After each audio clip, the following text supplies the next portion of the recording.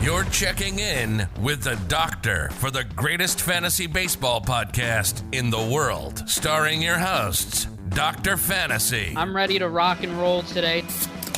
And Rydawg. Harrison Masturbator.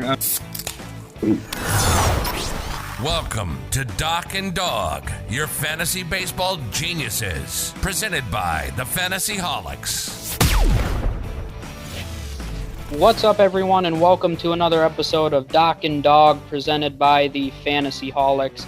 My name is Jordan Jaika, aka Dr. Fantasy, and I am here with my co-host Rydawg, and we are in the middle of our new mini-series where we are ranking our catchers, and this is our last installment, so we're going to be talking about our catchers ranked 1 through 4, so we'll dive right into it. But before we do, make sure you like the Fantasyholics on Facebook. You can follow us on Twitter at Fantasyholics1. You can subscribe to our YouTube channel, and make sure you check out our new website, thefantasyholics.com. So we will jump right into it. Number 4, we have ranked Mitch Garver, and this might be the most surprising ranking. I have him ranked number 2 on my list, and you have him number 6. Last season, he batted .273, scored 70 runs, hit 31 home runs, and had 67 RBIs. And we've talked about the Twins lineup previously in our team mini-series. That's a really stacked lineup, a lot of fantasy relevance, a lot of value, and I think Mitch Garver fits into that perfectly. And I expect him fully to slug 30 to 40 home runs, and I think given their offense has improved even more, I think he can have 70 to 80 RBIs. I think he offers some of the most offensive upside of any of these catchers, which is why I have him ranked second. He's still young, improving. He hasn't really had an injury history, which is why I like him above Gary Sanchez, even though Sanchez has been dominant. But between his high average, his home run potential, his lineup, I just don't have anything to hate. So I really like him this season. And I think right now he's going as catcher 6 or 7 most formats, so I like that value as well. Oh, yeah, it's crazy value. Ranking these top 8 to 10 catchers were so difficult. I wanted to put Mitch Garver higher than 6. I just couldn't. I mean, last year was very, very great to watch. God, did he rip the ball last year. This lineup is so stacked. It's ridiculous. When we went over the miniseries, I'm looking forward to it. I mean, and Twins have a good hitter's ballpark, too. I think you could hit Garver anywhere in the lineup, and I think he's just going to succeed.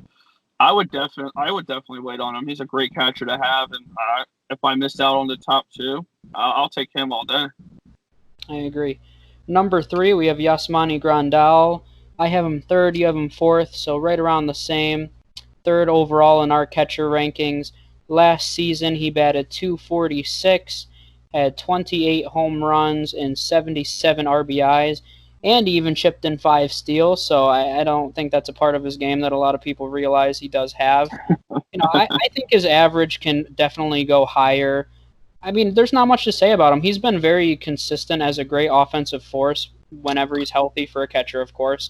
So, he's going to be a guy that hits right around 30 home runs, give or take, around 75, 80 RBIs, gets you a few steals, and, he's very consistent. I think one of the biggest things he has in his corner is his lineup, which I'll let you talk about that a little bit. But I think he's in a good situation overall, and there's really nothing to hate about him. Yeah, there's nothing to hate about him. He's top 5. And, I mean, he's in a great lineup with Chicago. I think the AL Central is a very, very solid division. I mean, I don't think there's I wouldn't say there's a weak pitching that he goes against, but it's very solid. And I think, he's going to get his 80 RBIs. Well, 70 to 80 RBIs. He's going to get his 30 dingers. And I like also that he has first base eligibility. And not a lot of catchers have multiple eligibility that we have ranked. So I think that's definitely a plus when I was making my rankings. And I mentioned it before. It's tough ranking these top catchers. And I think I had Grandal higher. It's because I liked his first base eligibility. So I mean, if my first baseman's off and if for some reason I am carrying 2 catchers, which I've said before, I wouldn't mind at all given how deep this class is. I could put Grandal right in at my first base, and I could have a guy like Salvador Perez or Mitch Garver, Ramos, or whoever in my catcher role, and I'd be just fine. Yeah, I agree. Number 2 overall for us is Gary Sanchez. I have him 4th overall. You have him 2nd. So he is our 2nd overall ranked catcher. Last season, he had a .232 average. He hit 34 home runs with 77 RBIs. I mean, there's no doubt he's one of the biggest power threats from the catcher position in all of baseball. In a Yankees lineup, which is very talented. The .232 concerns me. He's been known to have a really low average in his career, which is why I prefer guys like Garver, even Contreras I would prefer. So that really concerns me. The injury history concerns me a little bit. I also think he's going way too high right now in drafts. So with all that considered, I mean, of course he's still very talented. He's going to hit around 35 dingers, but I think the biggest sticking points for me are his average and his injury history. I'd agree with that. But, I mean, he had 30 home runs last year. I don't think he played 100 games, or he may have played right around at 100 exactly. He missed the whole season. Yeah. Oh, no. No catchers really played the whole season for sure. But he missed a lot of time. He missed a ton of time, really. And he still managed to hit 30 home runs. So that average scares me a little bit. But once we get further into this episode, I'll explain why I have someone else ranked higher than him. I like Sanchez mainly because of the lineup he's in, and he just creates his raw power is just unreal. And I think he could possibly hit 40 home runs in a season if he ever stayed fully healthy. Yep, he definitely has that ability. The number one in really everybody's consensus number one catcher, JT Realmuto. We both have him number one overall. Last season, he batted .275. Had 25 home runs, 83 RBIs, and chipped in 9 steals, which is a nice underrated part of his game. The other thing I'll mention, too, is he had 92 runs scored, and that is by far and away way more runs scored than any other catcher. He's in a great spot in the lineup. He offers great ability in terms of run production, both driving in runs and scoring runs. I mean, and that's something that really no other catcher in all of baseball has, and that's why he's the number one catcher. He has the power. He drives in runs. He has one of the better averages, a top 5 average at the catcher position. And he scores runs and steals bases for you. Not to say 9 steals is a lot, but that's much more than any other catcher is giving you. So I don't think there's any reason or really any knocks against why he shouldn't be the number one catcher.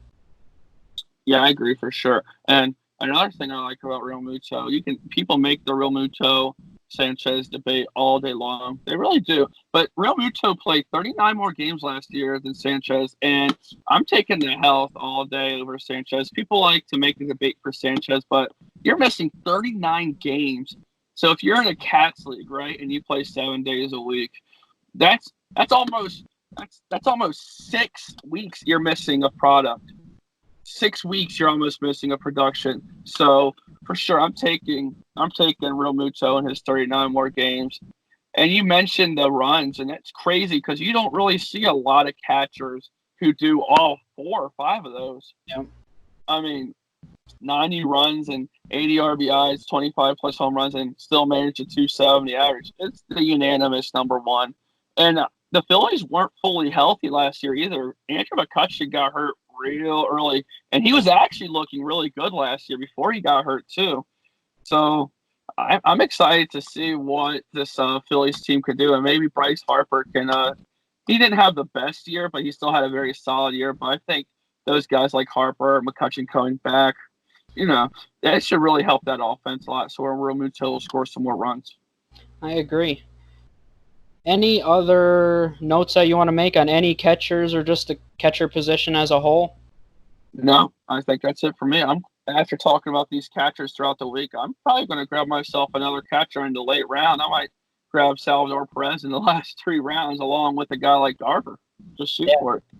Yeah, Perez, he definitely offers a ton of value. So, I mean, I think overall the theme that I'm seeing is that once you get past Realmuto, I think, to me, they really start to bundle all in a bunch. I mean, you can argue any one of those catchers ranked 2 to 10 could all finish anywhere from 2 to 10. I mean, to me, there's no consensus. As much as people say, Gary Sanchez is number 2, I mean, if he doesn't stay healthy, there's no reason that Grandal, Garver, Contreras, Perez, I mean, any of those guys could be the number 2 catcher this year. So, I think that if you miss out on Realmuto, my approach is to wait, just because there's a great value there. So don't overreach on Gary Sanchez, or even Grandal is going in the top 70 picks right now. So I'll wait on Garver, Contreras, Perez, Will Smith, Wilson Ramos, Sean Murphy. I mean, it's deeper than people think, and we talked a lot about it being a shallow position, which I agree that once you get past those top 10, we have a very quick drop off. You know, all of a sudden we're talking about Christian Vasquez,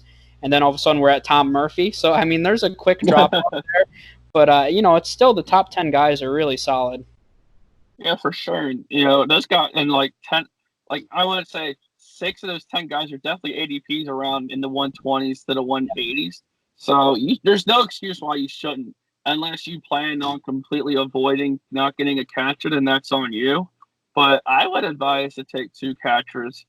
And I think it's going to be really fun to see what Salvador Perez and a guy like Mitch Garver.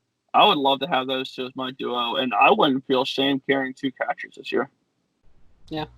So I think that's all that we have for our catcher mini series. We're still debating which position to do next. So we don't have to talk about we don't want to talk about catchers and first basemen back to back. So no, we don't. a better position like shortstop next. So keep an eye out on that. But thank you guys for watching. It's been another episode of Doc and Dog presented by the Fantasy Holics. If you don't already, make sure you subscribe to our YouTube channel. You can like us on Facebook. Follow us on Twitter at FantasyHolics1, and make sure you check out our new website, thefantasyholics.com, and we will see you next time. See you later.